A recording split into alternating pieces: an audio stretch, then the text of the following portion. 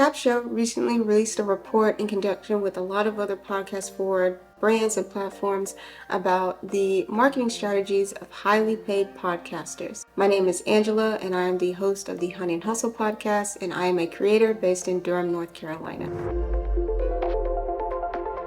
So when I read this report, how they defined highly paid podcasters was anybody making more than $50,000 a year based off their podcast, and lowly paid or lesser paid podcaster was anybody making under $50,000 a year. So I think that's a fair way to distinguish things, because just about anywhere you live in America, $50,000 is a decent amount of income needed to pay your bills and have that be your sole source of income.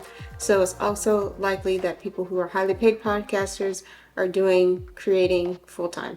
They're creating full-time, like me sometimes. So I'll link this report down below, but there is one really important part of the report that I want to highlight, which is the 3 focus areas of highly paid podcasters. So it's not to say these are the only things that they're doing to market their show, but these are the areas that they're probably putting a little more time, effort, and attention into. Aside from all highly paid podcasters really focusing on getting on YouTube, which I think is very interesting, we've seen the transition in creators like Jay Klaus, who finally brought Creative Elements to YouTube, and it's been doing amazing and has just taken his show to new heights.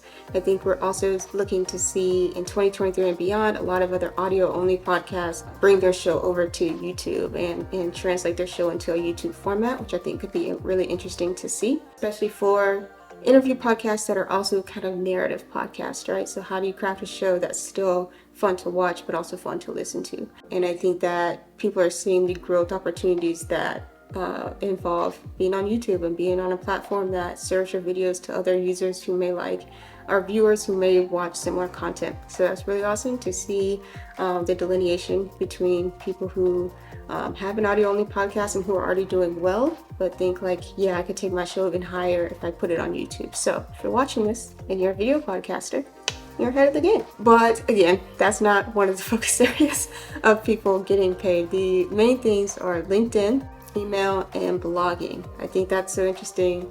Blogging, again, from an SEO standpoint, very, very important.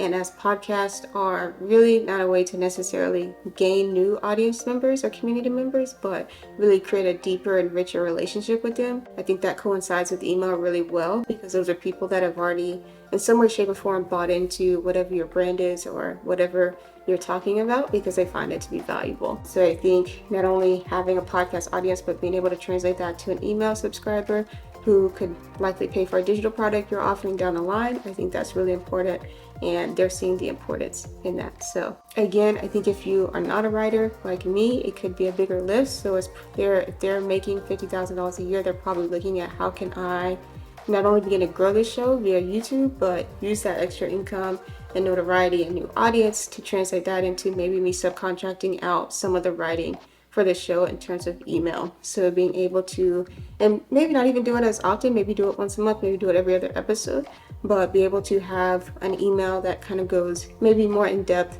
and into the episode and the guest on the episode, and get it directly to your audience as soon as the episode drops. I think that those are 2 really key elements to really getting those numbers moving and keeping your audience engaged whenever you have a new episode. The next one being blogging. For whatever reason, blogging is not dead. So I don't think anything has a way that it's going to die. I don't care if it's an audio podcast, a video, blogging, nothing is dead. I think it's how you can use it in new ways and adapt it to how audiences and how people online are using and engaging with media. I think is always the most important part of that. So for people who are interested in blogging, I don't know if it necessarily means that they're blogging on a website that they own, or if it means blogging on something like a Substack, which kind of ties in email and blogging together. We can create a blog on a podcast and then immediately send that out as an email to your subscriber base, which is really cool. And we're seeing a lot of the height of people using Substack as well. It could also mean things like Ghost, so having a paid newsletter where you have paying subscribers. You're paying to get that exclusivity for whenever a new podcast episode drops, or maybe getting to hear it or watch it before everybody else. Using the blog strategically with email, I think is something that we're going to continue to see. This report didn't really say necessarily, but this is what I'm thinking as I'm seeing what's happening kind of in the space. The third one being ConvertKit, which really They are an email newsletter platform, but they definitely tread the line between being that and being a blog hosting site, because people can still go back and look at previous newsletter episodes, newsletters that you sent out that may have your episode in them.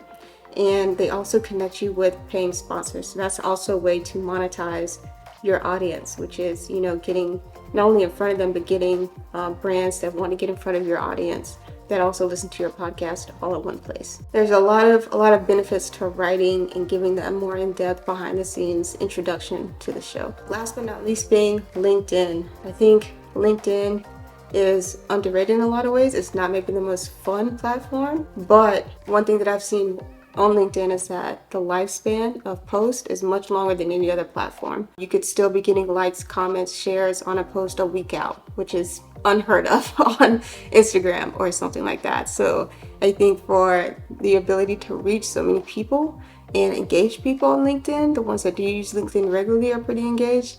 I think the fact that while people may be on LinkedIn, whether that's to find a job or just connect with people, the amount of people that post on LinkedIn is still relatively small. So it's not hard to stand out if you're posting regularly about your show. The other thing too is that if you're writing on LinkedIn, there is a way to create your own newsletter on LinkedIn. So not only can you post about it, you can have a newsletter that goes out to people who subscribe on LinkedIn about the show, and link all, the video, link the audio streaming, link, hey, if you want to see more, subscribe to this newsletter. Like, there's a way to connect with people on LinkedIn and get them off of the platform and engaged with your show. It's very smart. It makes a lot of sense to me why those are the 3 top focus areas of highly paid podcasters, because they're probably thinking, not only how can I get my show in front of more people, but how can I get that audience into a platform that I own or that I control and keep them engaged with the show and bring more people into the show as a way to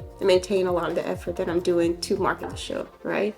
So kind of building that circular system within their podcast just makes so much sense to me. Hopefully my ramblings on this report by Capsho, I think they have some people from Listen Notes, from Squadcast, and places like that kind of contribute to this report. So it's great, again, seeing a lot of this data start to roll in on some of the methods and trends and kind of focuses of podcasters. So I'm loving all this data that we're getting. I'm loving being able to kind of sit with it, think about it. Does it make sense? What does it mean? What is being left out with these numbers? And how can we fill in the blanks and apply these findings to our own shows? So hopefully, if you got some value out of this video, I'd really appreciate it if you gave the video a like, subscribe if you haven't already, and I will see you in the next video.